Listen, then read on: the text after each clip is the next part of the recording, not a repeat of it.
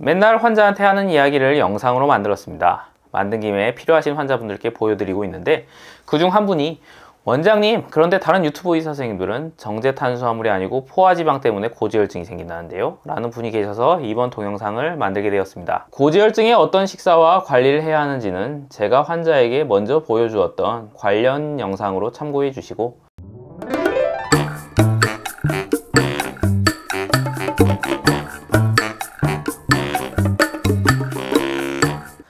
인체는 생각보다 그렇게 쉽게 망가지지 않습니다. 포화지방이 되었든 탄수화물이 되었든 혈관에 지질 성분이 쌓이기 전에 신체적으로 간과 내장지방에 쌓아서 문제가 없도록 처리합니다. 탄수화물을 먹던 포화지방을 먹던 일반적인 30분에서 40분의 운동을 꾸준히 한다면 운동을 하지 못하는 사람보다 혈당을 더 잘 낮출 수 있게 되고, 그렇게 되면 인슐린 저항성이 생길 확률이 줄어들게 됩니다. 마르고 운동도 종종 한 사람이라면 이런 사람들의 TG 수치를 낮추는 데는 포화지방의 섭취를 줄이는 게 도움이 됩니다. 사실 운동은 어지간한 나쁜 생활 습관을 생리적으로 막아주는 데 큰 역할을 합니다. 그래서 의사 선생님들이 조금이라도 움직이라고 이야기하는 겁니다.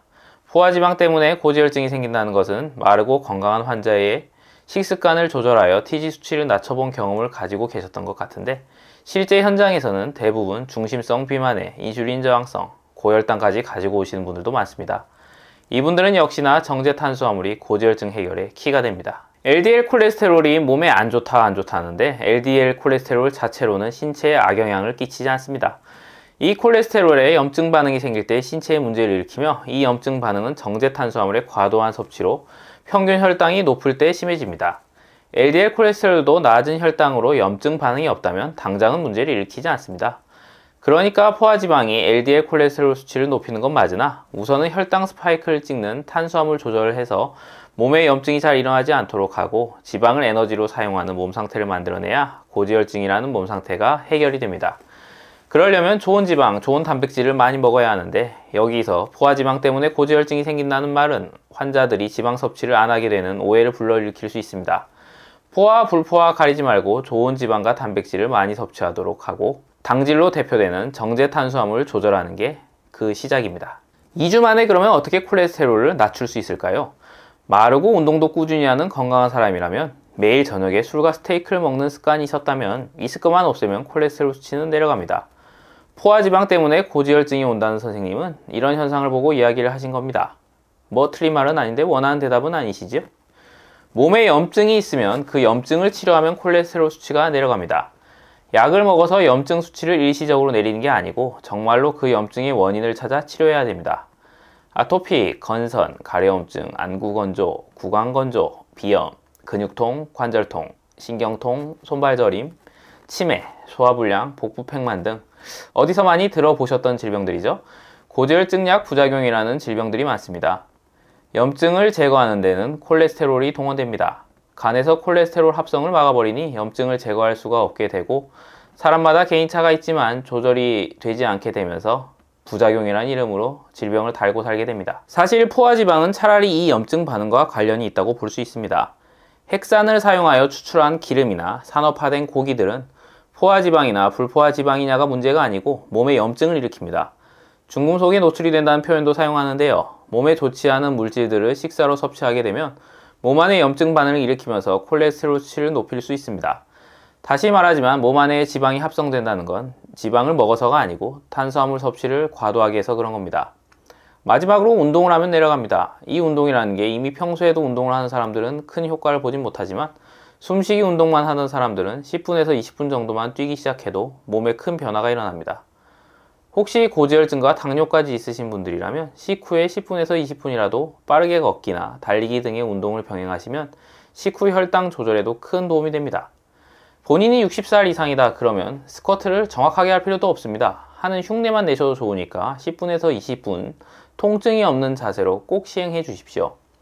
100세까지 두 발로 걸을 수 있는 첫 단추가 됩니다. 저희 채널의 목표는 구독자분들이 100세까지 두 발로 걷는 겁니다.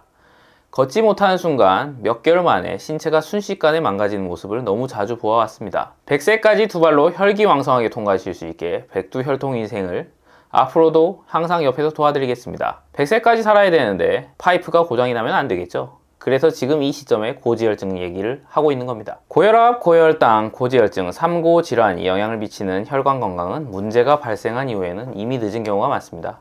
혈관은 간단하게 싱크대나 세면대 배수구와 같다고 생각하시면 됩니다.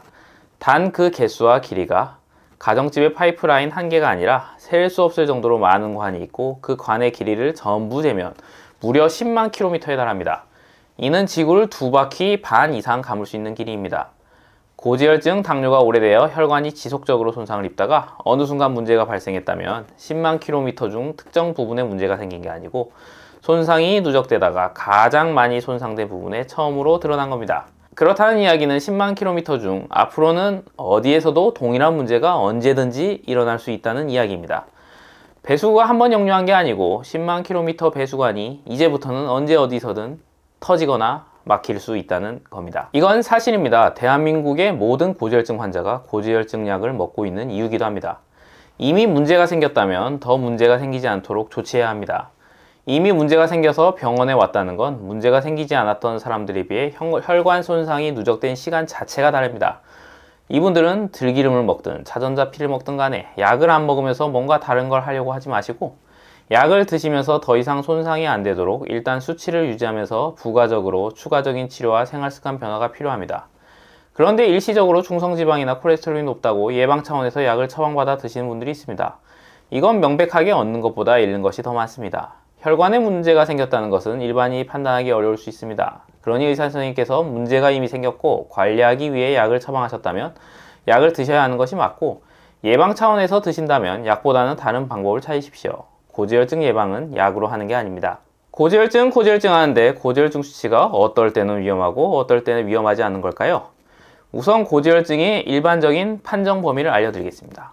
TG, 중성지방은 0에서 200이 정상 범위입니다. 200이 너무 낮다고 250 정도까지 여유있게 보는 분들도 계십니다. LDL은 0에서 130 정도, HDL은 40에서 75, 콜레스테롤은 120에서 230 정도를 정상으로 봅니다. 그러면 중성지방이 270 나왔으면 그때부터는 약을 먹어야 되는 거냐면 그건 아닙니다. 건강검진에서 혈액검사를 대부분 하실 텐데 사실 이 수치들도 중요하지만 그 비율이 더 중요합니다. 비율을 항상 염두에 두시고 스스로의 몸 상태를 판단하세요. LDL을 HDL로 나눈 숫자가 5 이하면 정상입니다.